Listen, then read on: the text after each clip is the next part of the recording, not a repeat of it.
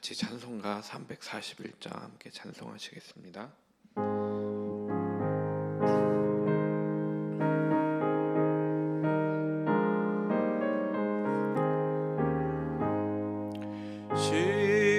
십자가를 내가 지고 주를 따라갑니다.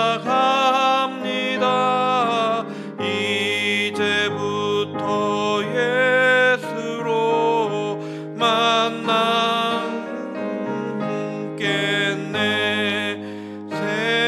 세상에서 부귀영화 모두 잃어버려도 주의 평안 내가 받고 영생 복을 받겠네. 주도 곤욕 당했으니 나도 곤욕 당하리. 세상 사랑 감사하나 예수 진실합니다. 예수 나를 사랑하사 빛난 얼굴 보이면 원수들이 미워해도 염려할 것 없겠네. 내가 핍박당할 때에 주의 품에 안기고 세상 고초 당할수록 많은 위로 받겠네. 주가 주신 기쁨 외에 기뻐할 것 무엇냐. 주가 나를 사랑하니 기뻐할 것뿐일세.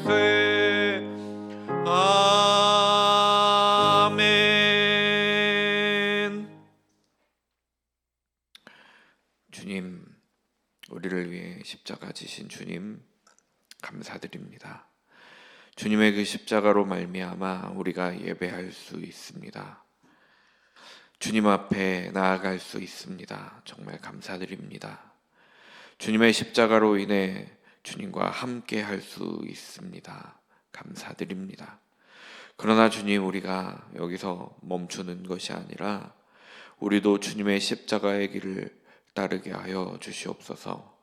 주님의 말씀을 따르게 하시고 주님께 예배하는 삶, 낮은 곳을 향해 나아가는 삶이 되게 하여 주시옵소서. 그것은 결국은 사랑임을 기억합니다.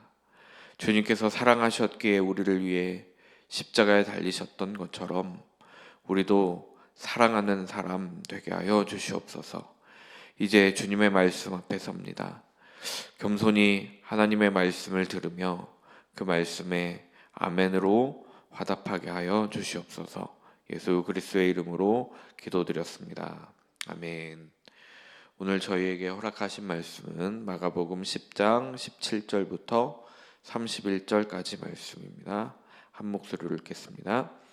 예수께서 길에 나가실새 한 사람이 달려와서 꿇어앉아 묻자오되 선한 선생이여 내가 무엇을 하여야 영생을 얻으리이까?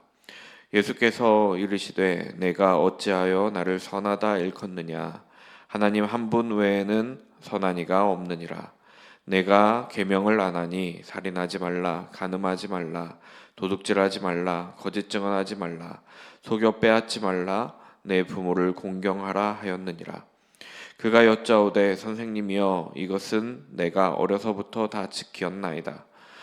예수께서 그를 보시고 사랑하사 이르시되 내게 아직도 한 가지 부족한 것이 있으니 가서 내게 있는 것을 다 팔아 가난한 자들에게 주라. 그리하면 하늘에서 보화가 내게 있으리라. 그리고 와서 나를 따르라 하시니 그 사람은 재물이 많은 고로 이 말씀으로 인하여 슬픈 기색을 띠고 근심하며 가니라. 예수께서 둘러보시고 제자들에게 이르시되 재물이 있는 자는 하나님 나라에 들어가기가 심히 어렵도다 하시니 제자들이 그 말씀에 놀라는지라. 예수께서 다시 대답하여 이르시되 얘들아, 하나님의 나라에 들어가기가 얼마나 어려운지 낙타가 바늘귀로 나가는 것이 부자가 하나님의 나라로 들어가는 것보다 쉬우리니라 하시니 제자들이 매우 놀라 서로 말하되 그런즉 누가 구원을 얻을 수 있는가 하니 예수께서 그들을 보시며 이르시되 사람으로는 할 수 없으되 하나님으로는 그렇지 아니하니 하나님 앞에서는 다 하실 수 있느니라. 베드로가 여짜와 이르되 보소서, 우리가 모든 것을 버리고 주를 따랐나이다. 예수께서 이르시되 내가 진실로 너희에게 이르노니 나와 복음을 위하여 집이나 형제나 자매나 어머니나 아버지나 자식이나 전토를 벌인 자는 현세에 있어 집과 형제와 자매와 어머니와 자식과 전토를 100배나 받되 박해를 겸하여 받고 내세에 영생을 받지 못할 자가 없느니라. 그러나 먼저 된 자로서 나중되고 나중된 자로서 먼저 될 자가 많으니라. 아멘. 예수님께서 복음서에서 참 많은 비유를 하셨습니다. 그 중에서 밭에 감추인 보화라는 비유가 있습니다. 밭에 감추인 보화는 천국에 대한 비유입니다. 동시에 복음을 말한다라고 믿습니다. 밭에 감추어져 있던 보화를 발견한 농부는 자신이 가지고 있는 것을 모두 팔고 밭을 삽니다. 밭이 중요한 것이 아니라 밭에 감추어져 있던 보화가 중요하기 때문입니다. 그것이 가장 가치가 있다고 생각하기 때문에 자신이 가지고 있는 모든 것을 팔아서 그가 가지고 있는 모든 것보다 그 밭에 있는 보화가 가장 중요하다고 생각했기 때문에 자신의 모든 것을 팔아서 그것을 사게 됩니다. 전 재산, 집, 전토 모든 것들보다 그 보화가 중요합니다. 그러기에 그것들 다 포기할 수 있는 것입니다. 죽음 이후에 있는 천국에 가는 것 우리에게 매우 중요합니다. 그러나 더불어서 중요한 것이 있는데 그것은 복음을 듣고 그 복음을 마음에 간직하며 하나님과 함께 사는 그곳이 곧 하나님의 나라이며 천국이라고 저는 믿는 편입니다. 날마다 천국을 살아가는, 하나님의 나라를 살아가는 저와 여러분이 되기를 소망합니다. 오늘 우리가 살펴볼 이 부자 청년은 자신의 재산으로 인해서 보화를 소유하지 못했습니다. 자신의 재산을 소유하기 위해서 보화를, 하나님의 나라를, 천국을 포기하고 있습니다. 17절 말씀을 보시면 한 사람이 예수님을 찾아옵니다. 마태복음에서는 이 사람을 부자 청년이라고 말씀하고 있으나 지금 살펴보고 있는 이 마가복음에서는 한 사람이라고 말씀하고 있습니다. 한 신약학자는 주석을 쓰면서 이렇게 말하고 있습니다. 그는 예수님 당시에 살았던 어떤 청년이었으나 동시에 인류 모두를 대표하는 한 사람이었을 것이다 하고 말합니다. 그렇습니다. 이 청년은 우리 읽는 사람이 되는 것이기도 하고 예수님께서 이 청년에게 묻는 물음은 우리에게도 하시는 물음이라는 것입니다. 이 말씀을 보면서 자신에게 질문해 보는 시간 되었으면 참 좋을 것 같습니다. 그는 달려가서 무릎을 꿇고 앉아 묻습니다. 그가 묻는 이 질문이 얼마나 진심이었는지 볼 수 있습니다. 이 달려오다라는 단어는 만나기 위해서 서둘러 뛴다라는 뜻을 가지고 있는 단어를 썼습니다. 그리고 꿇어 앉다라는 단어는 그 앞에 굴복하고 있는 겁니다. 예수님의 말씀을 모두 따르겠습니다라고 하는 그런 모습으로 와서 지금 묻고 있는 겁니다. 이 청년은 예수님께 선한 선생님이여 하고 말합니다. 예수님이 당시에 얼마나 그 가르침에 권위가 있었는지 보여주는 것입니다. 예수님의 삶이 가르침에 앞서 있기 때문이라고 저는 생각합니다. 그러니까 가르친 대로 사시고 산 대로 가르치시고 계신 것이라고 생각합니다. 그가 정작 묻고자 하는 것은 이것입니다. 내가 무엇을 하여야 영생을 얻겠습니까? 하고 묻습니다. 그는 행위로 영생을 얻을 수 있을 것이다. 천국에 들어갈 수 있을 것이다. 이렇게 생각하고 있습니다. 영생을 정말 사모하는 사람이었던 것 같긴 합니다. 그러나 그는 잘못 생각하고 있습니다. 자신의 행위로 인해서 영생을 얻을 수 있을 것이다 라고 생각하고 있다라는 겁니다. 18절 말씀에 예수님께서는 이렇게 먼저 대답하십니다. 내가 어찌하여 나를 선하다 일컫느냐? 하나님 한 분 외에는 선한 이가 없느니라 하고 말씀하십니다. 예수님께서는 참 선하게 사셨습니다. 선한 분이 맞습니다. 그러나 예수님은 왜 나를 선하다 하느냐? 하나님 한 분 외에는 선한 이가 없다고 말씀하십니다. 이 말씀도 맞습니다. 선은 모두 하나님께 있습니다. 선이라는 단어는 하나님께 사용될 때 가장 완전한 단어입니다. 자신이 선하다라고 하는 것은 선악과를 따먹는 행동이나 다름이 없습니다. 선과 악의 기준을 자신이 모두 가져왔기 때문입니다. 하지만 하나님만이 늘 옳으시고 하나님만이 늘 선하십니다. 하나님께서 이끄시는 것이 모두 선입니다. 예수님께서는 모든 선의 기준을 하나님께 드리고 있는 것입니다. 완전한 인간으로 오셨던 예수님이시기에 선을 자신의 것으로 가져가지 않으셨습니다. 선은 오로지 하나님께만 돌릴 수 있는 개념입니다. 무엇을 해야 합니까? 하는 그의 물음에 이제 무엇을 해라 하고 대답하십니다. 그 청년의 수준에서 말씀하고 있는 것입니다.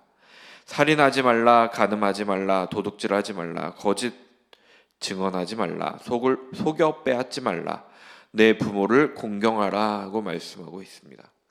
이 말씀은 율법에 기록되어 있는 말씀입니다. 10계명의 계명들을 말씀하십니다. 10계명 중에서도 5계명 이후에 있는 사람들에게만 하는 계명들로 말씀하고 있는데요. 그것만 중요해서는 아닐 것입니다. 1계명부터 4계명까지 제대로 지키는 사람은 5계명부터 있는 사람들에게 하는 이웃에게 하는 그 계명들도 잘 지키기 때문일 것입니다. 10계명과 다른 것이 하나 있는데 속여 빼앗지 말라라는 말씀입니다. 어떤 학자는 이 청년이 속여서 재산을 빼앗고 그러므로 인해 자신의 부를 늘렸을 수도 있다라고 해석하는 학자도 있습니다. 물론 그랬을 수도 있겠습니다. 왜냐하면 내 이웃의 집을 탐내지 말라라는 이 마지막 계명 대신에 속여 빼앗지 말라라고 말씀하고 있기 때문입니다. 그는 자신이 어려서부터 다 지켜왔다 하고 말하고 있습니다. 과연 그럴 수 있을까요? 사람이 과연 그렇게 모든 것을 다 지키면서 한순간도 율법을 범하지 않고 그렇게 살 수 있을 것인가? 그가 얼마나 살았던 청년인지 알 수는 없으나 긴 시간 모든 계명을 지키면서 한순간도 지키지 아니하고, 그러니까 한순간도 지키지 아니하고, 이 말이 맞는 거죠? 네, 한순간도 어기지 않고 그렇게 살아가는 것이 과연 가능할까? 그의 자기 의는 아닐까 생각이 되어집니다. 선하신 분은 오직 하나님밖에 없다는 예수님과 자신은 모든 계명을 지켰다는 이 청년은 대조되어 보여지고 있습니다. 이 청년은 자기 의에 빠져 있습니다. 자신이 선하다라고 말하고 그렇게 생각하고 살고 있는 것입니다. 21절 말씀을 보시면 예수님께서는 그를 보시고 사랑하셨다라고 말씀합니다. 그가 계명을 지켰기에 사랑하셨을까요? 예수님은 기본적으로 모든 사람을 사랑하십니다. 그렇다면 예수님께서 그를 보시고 사랑하셨다라는 말씀에는 왜 유독 그렇게 말씀하고 있는 것일까요? 그의 영생을 사모하는 모습 때문이었을 것입니다. 무릎을 꿇으면서 예수님께 나아와서 묻고 또 더 무엇을 해야 하느냐 하고 묻고 있는 그의 진심을 보신 것입니다. 그래서 그의 모습에서 간절함을 보신 것은 아닌가 싶습니다. 보셨다라는 단어가 엠블레포라는 단어입니다. 이 단어는 들여다보다, 관찰하다, 자세히 분별하다 이런 뜻을 가지고 있는 단어입니다. 그러니까 진짜 그에게 부족한 것이 무엇인지 보시고 이제 말씀하십니다. 그에게 가장 큰 것을 말씀합니다. 하나님보다 앞서 있었던 것이 무엇인지 정확히 짚어내고 계십니다. 예수님께서는 말씀하십니다. 내게 아직도 한 가지 부족한 것이 있으니 내게 있는 것을 다 팔아 가난한 자들에게 주라. 그리하면 하늘에서 보화가 내게 있으리라. 그리고 와서 나를 따르라. 아멘. 이렇게 말씀하십니다. 예수님께서는 한 가지 더 부족한 것이다 라고 말씀하셨지만 그에게는 그것이 모든 것처럼 들려왔을 것 같습니다. 가장 중요하게 생각했던 것이었습니다. 그러니까 제가 서두에 말씀드렸던 것처럼 밭에 감추인 보화보다 자신이 가지고 있는 이 재산이 더욱 중요했던 사람입니다. 더 가치가 있다라고 생각했던 사람입니다. 그에게 가장 중요한 것은 영생이 아니었습니다. 재산이었고 재물이었습니다. 진짜 영생을 소유하는 것은 그 재물을 내려놓고 예수님을 따르는 것입니다. 예수님과 함께 하는 것이 영생을 얻는 방법입니다. 그곳이 곧 하나님의 나라이기도 했고 이 청년은 결국 재물에 가장 큰 가치관을 두었기에 슬픈 기색을 하고 근심하며 돌아갔습니다. 그의 돌아감을 보시고 예수님께서는 제자들에게 가르침의 말씀을 하셨습니다. 재물이 있는 자는 하나님의 나라에 들어가기가 심히 어렵다 하고 말씀하고 있습니다. 대부분의 재물이 있는 사람, 그러니까 부자는 재물이 가장 우선순위에 있는 사람을 뜻합니다.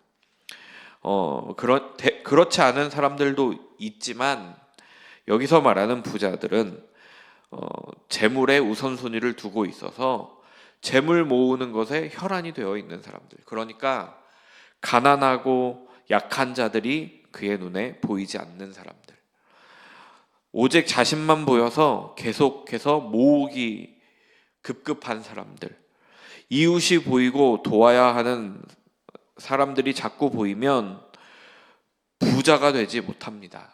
그러나 이들은 보이지 않습니다. 그래서 예수님께서는 부자가 하나님 나라에 들어가기가 어렵다 하고 말씀합니다.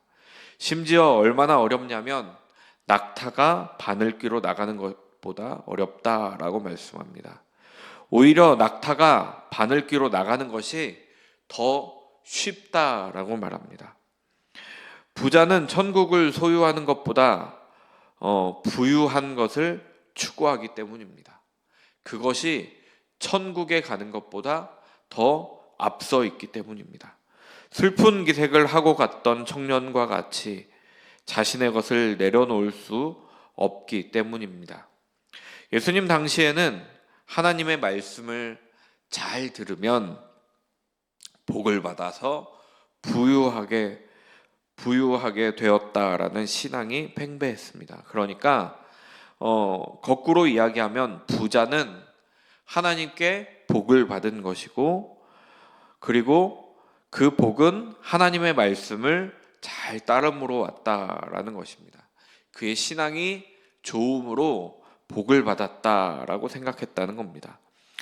그러니까 당연히 부자는 하나님을 잘 믿는 사람, 하나님의 계명을 잘 지키는 사람이라는 신앙이 그 당시에는 팽배했습니다.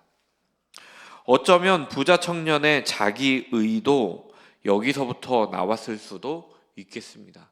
자신의 부자가 됨이 율법들을, 계명들을 잘 지킴으로 인해서 왔다라고 생각했을 수 있습니다.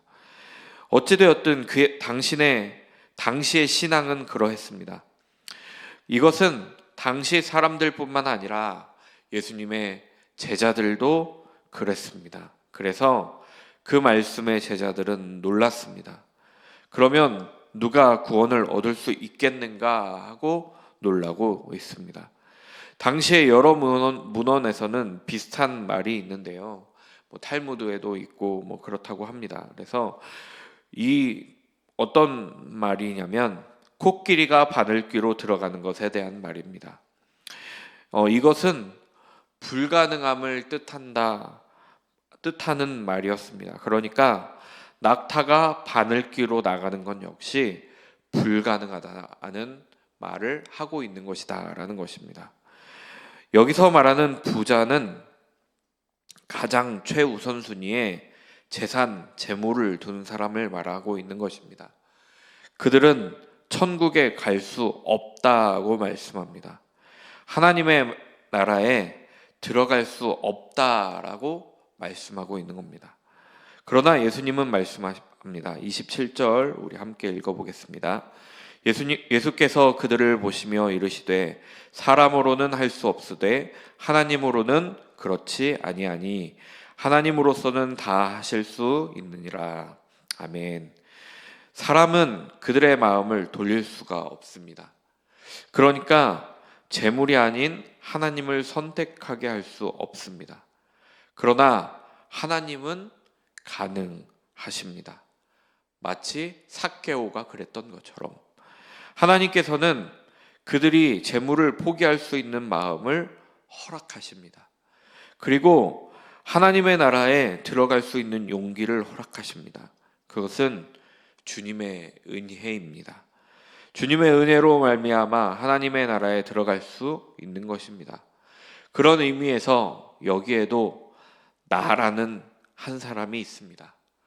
우리에게도 주님의 은혜가 필요합니다. 하나님이 영순이가 아닌 삶을 살아가고 있습니다. 다른 가치관으로 살 때가 너무나도 많습니다. 그러나 주님의 은혜로 하나님께 나아가는 우리 모두가 되기를 소망합니다. 이때다 싶었는지 베드로가 말합니다. 우리가 모든 것을 버리고 주를 따랐습니다 하고 말합니다. 사실 모든 것을 버린 것은 아닙니다. 베드로의 장모의 열병을 고쳐주시는 사건도 성경에는 기록되어 있습니다. 그러니까 아내도 있었다는 말이고 집도 있었다라는 말입니다. 또 완전히 거짓말이라고 하기에는 그가 자신의 생업을 버리기는 했습니다. 어부라는 생업, 그리고 배와 그물을 버려두고 예수님을 따랐습니다. 그럼에도 베드로와 제자들의 이 예수님을 따름은 우리의 귀감이 되는 부분입니다. 어부가 그물과 배를 버리고 또 생업을 버린다는 것은 먹고 사는 문제를 주님께 맡긴다라는 말입니다. 다른 사람들에게는 가장 우선이 되는 것을 그들은 버리고 예수님과 함께 있다는 말입니다. 그 말은 예수님과 함께 있는 것이 그들에게 가장 우선이 되었다라는 말이기도 합니다. 예수님의 곁을 떠난 청년과 제자들이 대조가 되고 있습니다. 모든 것을 버리고 따르는 자가 제자입니다. 그러니까 그것을 버리고 제자가 되느냐, 혹은 그냥 마가복음에서 이야기하는 이름도 없는 한 사람이 되느냐의 차이라는 것입니다. 예수님께서는 그 청년에게도 나를 따르라 하고 말씀하셨습니다. 그러나 그는 예수님보다 우선되는 것들이 많아서 예수님을 떠났습니다. 나는 어떤지 되돌아보는 시간 되었으면 좋겠습니다. 29절과 30절 말씀을 보면 저는 그 이스라엘에 있는 그 형제가 생각이 납니다. 가족에게 비난을 받더라도 복음을 붙들고 있습니다. 재정을 벌 수 있는 돈을 벌 수 있는 기회를 잃기도 합니다. 거래도 해주지 않습니다. 그럼에도 불구하고 복음을 붙잡습니다. 나에게 이런 일이 있다면 나는 과연 어떻게 할 것인가? 고민해보지 않을 수가 없습니다. 복음으로 인해서 박해를 받았던 때는 수도 없이 많습니다. 지금 우리가 살고 있는 시대, 대한민국이라는 땅은 종교의 자유가 있어 교회를 다닌다고 해서 복음으로 말미암아 박해받는 그런 시대가 아닙니다. 그러나 초대교회도 박해를 받았습니다. 복음으로 인해 목숨을 잃기도 했습니다. 모든 것을 잃을 때도 있습니다. 집도 가족도 전토도 잃고 오직 복음에 매달렸습니다. 그렇게 된다면 하나님께서는 다시 집도 가족도 전토도 약속하시고 영생도 약속하셨습니다. 천국을 약속하셨습니다. 한 사람 청년이 그토록 원하는 것 같았던 그 영생을 다 내려놓아야 얻게 된다 하고 말씀하고 있습니다. 다 버리라는 말씀이 아닙니다. 그것들보다 하나님을 더 앞순위에 두어야 한다라는 말씀을 하고 있는 것입니다. 하나님 한 분이 가장 중요하고 예수 그리스도가 가장 중요하고 그것들은 저 뒤로 물러놓아야 한다라는 말씀입니다. 다른 모든 것들보다 보배 되신 하나님의 나라, 천국, 복음이 중요합니다.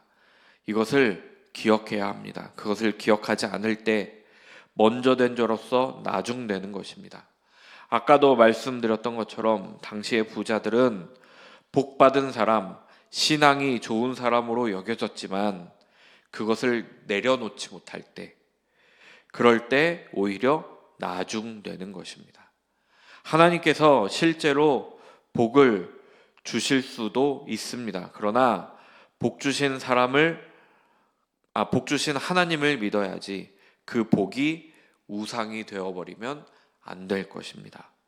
우리가 고백하는 예수 우리의 복음이라는 말에는 참 여러 가지가 내포되어 있습니다. 그러나 그 중에서도 저는 이런 마음이 듭니다. 가장 중요한 것이 복음이다라는 고백. 그래서 다른 것들은 내려놓을 수 있다라고 이렇게 받아들여집니다. 오히려 해로 여기고 배설물처럼 여긴다는 바울의 그 고백처럼 그렇게 예수님만 따라가는 저와 여러분이 되기를 간절히 소망합니다. 나는 내려놓을 수 있는가? 하나님을 위해서, 예수 그리스도를 따르기 위해서 내려놓을 수 있는가? 한번 고민해 보시면 좋을 것 같습니다. 오늘 하루 이 말씀이 우리에게 있기를 간절히 소망합니다. 그래서 예수님을 따르는 길, 제자가 되는 길로 나아갔으면 좋겠습니다. 예수님보다 앞서는 것들 내어놓고 예수님이 가장 우선이 되는 삶, 하나님의 은혜가 있는 삶이 되기를 간절히 소망합니다. 그것은 주님의 은혜로 가능합니다. 그 은혜를 구하는 저와 여러분이 되기를 소망합니다. 오늘은 기도합니다. 남성 지체교회, 여성 지체교회를 위해서 기도해 주시고 선교사님들을 위해서 기도해 주십시오. 이금열 권사님 재활을 위해서, 그리고 남궁년 집사님을 위해서도 기도 부탁드립니다. 담임 목사님 건강을 위해서도 기도 부탁드립니다. 우리를 위해 오신 주님께서 모든 것을 버리시고 우리에게 오셨던 것처럼 우리도 다른 모든 것을 주님보다 앞서지 않게 하여 주시옵소서. 가장 우선이 되어 주시고 우리가 그렇게 선택하지 못할 때가 많습니다. 그때마다 주님의 은혜가 있어서 주님을 선택하게 하여 주시옵소서. 주님을 가장 우선에 두게 하여 주시옵소서. 우리를 구원하시기 위해 십자가에 달리신 예수 그리스도의 이름으로 간절히 기도드렸습니다. 아멘.